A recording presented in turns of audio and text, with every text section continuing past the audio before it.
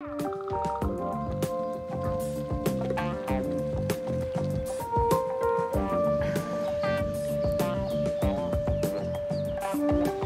printemps est arrivé, les nuits sont encore un peu fraîches comme les matinées, mais il est déjà temps de penser au futur jardin et de s'occuper des semis. C'est pour ça qu'on est ici à Beaumont pour aller voir comment ça se passe dans la serre des jardiniers des Pays d'Auvergne. Alors pour nous expliquer l'art du semis sous serre, je suis avec Michel. Alors, qu'est-ce que tu utilises comme matériel pour faire ton semis sous serre? Alors, des petits bacs qui sont percés. Dans ces bacs, je vais mettre du terreau. Un terreau correct, sans tourbe. Pourquoi sans tourbe? Sans tourbe pour protéger la nature, tout simplement. Il faut arrêter de vider les tourbières. C'est pas d'une grande utilité. La tourbe, on la réserve pour quelques semis spécifiques, comme le lupin, par exemple. Qu'est-ce qu'on fait? Eh bien, on va semer on sème de la cœur de bœuf. Alors, on essaie de la répartir de façon à ce que...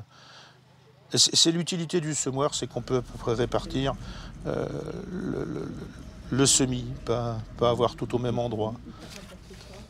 On va recouvrir légèrement une toute petite couche parce que la profondeur du semis, c'est égal normalement à la taille de la graine. Et c'est pas le même terreau? Non, c'est pas le même terreau. Ça, c'est du terreau à semis. C'est super fin, quoi. C'est super fin. Et donc, ça va permettre à la graine de lever sans être gêné par quoi que ce soit. Voilà, il y en a assez. Et là, maintenant, on va tasser légèrement. Hop. Et puis maintenant, on va quand même mettre ce qu'on a planté, parce que sinon, après, quand il y aura 10 bacs de fée, on ne se rappellera plus de tout. Donc, hop. Voilà. Là, ça, c'est la cœur de bœuf. La cœur de bœuf. On va arroser en essayant de tout répartir. De ne pas faire ressortir les graines. Ah ouais, donc là, on met la dose. Hein. Ah oui, là on met la dose, parce que la tomate, elle a besoin d'eau pour germer. Là, il faut que la terre reste humide. On l'arrose régulièrement, tous les 2 jours. La température commence à monter dans la journée. Mais autrement, j'ai un petit chauffage à gaz qu'on démarre, que l'on met pour qu'il démarre à 10 degrés, de façon à ce que, durant la nuit, on n'ait pas des descentes à 3-4 degrés. Quoi. Et la température idéale dans une serre, c'est quoi alors? La température idéale dans une serre, c'est entre 25 et 30. Il y a non seulement la température, mais aussi la luminosité. On se rend compte que là, ces tomates qui ont été plantées, semées il y a 8 jours, elles ont manqué de luminosité. Donc elles n'ont pas germé, elles vont germer dans les 3-4 jours qui viennent. Allez, sortons de la serre, allons voir dans le jardin, parce qu'il est déjà possible de faire quelques semis en extérieur.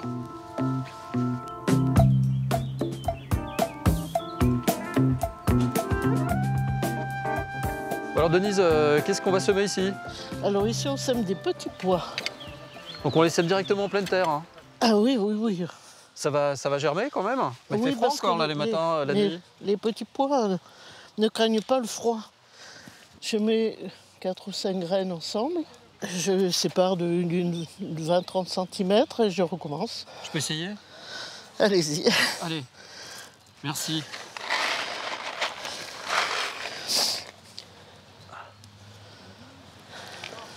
Donc là, dans 3 mois, il y aura des petits pois. Voilà. Hop, comme ça va? Si tout va bien. Voilà, et maintenant, il faut recouvrir. Et on n'arrose pas? Et là, on ne va pas arroser les petits pois. C'est assez humide. Faut pas les faire pourrir non plus.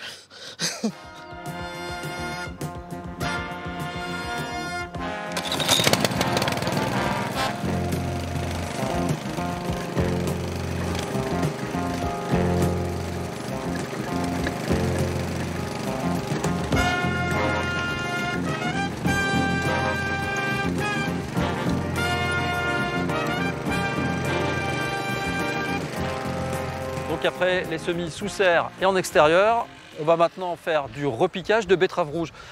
Alors Thierry, pourquoi avoir choisi du repiquage de betteraves et pas des graines? Parce que j'aurai mes récoltes un petit peu plus tôt. Ça permet de gagner en temps combien à peu près? Environ 15 jours, 3 semaines. Mais tout d'abord, il faut travailler la terre correctement pour qu'elle soit suffisamment meuble. Là, elle a déjà été labourée, donc je vais l'affiner un peu. Un petit coup de griffe. Ensuite, je vais passer un petit coup de râteau. Et puis après, je vais procéder à la plantation. Voilà, je laisse une petite cuvette autour. Pour l'eau? De manière à arroser un peu. Il faut toujours arroser, même quand la terre est très humide. Ça permet de compacter un peu la terre. Et Thierry, alors ces petites betteraves qui viennent d'être piquées, elles vont être récoltées quand? Elles seront consommables dans 3 mois.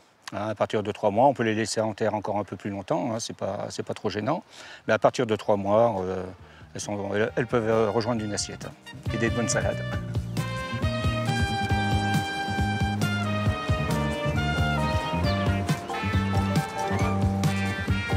Et voilà, les plantations sont faites. Maintenant, il suffit d'attendre, parce que c'est ça aussi le jardinage. C'est beaucoup de patience.